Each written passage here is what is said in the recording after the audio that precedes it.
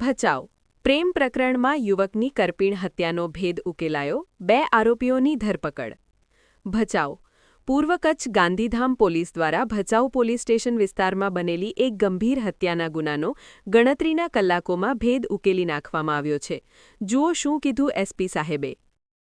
તારીખ 25 ફરવરીના સાંજના સમયમાં ભચાઉ શહેરના જે એક રિંગ રોડનો વિસ્તાર છે ત્યાં સાંજના સમયમાં એક બનાવ ધ્યાને આવેલ, જેમાં એક 4 વ્હીલર દ્વારા એક વ્યક્તિને જે છે હડફેટે લીધું હોય એવી એક પ્રાથમિક વિગત ધ્યાને આવેલ.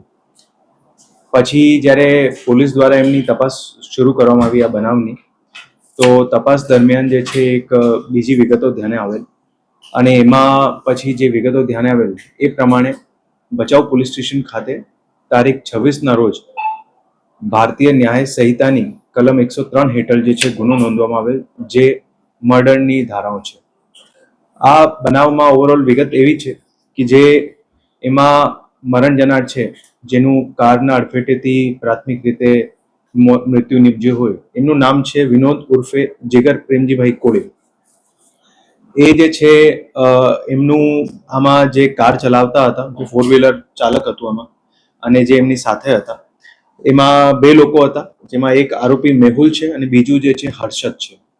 આ મેહુલ જે છે અને એમાં મરણ જનાર છે વિનોદ, આ એમનું બનેવી થાય છે અને થોડાક સમય પહેલા જે મેહુલની બેન છે એમના સાથે એમના લગ્ન થયેલા હતા.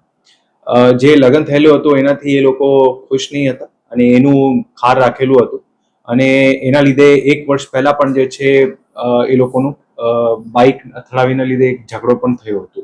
એટલે સતત જે છે એ લોકો વચ્ચે મનદુખ ચાલતું હતું અને પછી 25 તારીખે સાંજે 4 વ્હીલરથી જે છે એમને મારવાનું પ્લાનિંગ કરેલ, અને એમની સાથે એક એમનું મિત્ર હતો હર્ષદ, જે એમને ગાડી પણ પ્રોવાઈડ કરે. અને જ્યારે આ બનાવ બનેલ એના પછી જે છે ત્યાં હર્ષદના ફાધર પાસે જે છે એ લોકો ગાડી રાખી દીધેલ અને પછી એ લોકો નીકળી ગયેલા હતા. આ આખી જે બનાવની વિગત હતી, જે પ્રાથમિક રીતે બધી જગ્યાએ જાહેર થયું હતું કે એક્સિડન્ટથી મૃત્યુ થયેલ છે, એમાં જ્યારે પોલીસ દ્વારા આનો અલગ અલગ એંગલ્સથી ઇન્વેસ્ટિગેશન કરવામાં આવેલ ત્યારે આ ખરેખર જે છે એક મર્ડરનું બનાવ હતું, જેમાં બંને આરોપી જે છે એમને પોલીસ દ્વારા અત્યારે પકડી પાડવામાં આવેલ છે અને જે બીએનએસની કલમ હેઠળ ગુનો દાખલ થયેલો છે એના હેઠળ એમની તપાસ અત્યારે ચાલુમાં છે અને આગળમાં રિમાન્ડની પણ તજવીજ શરૂ કરી દેવામાં આવી છે.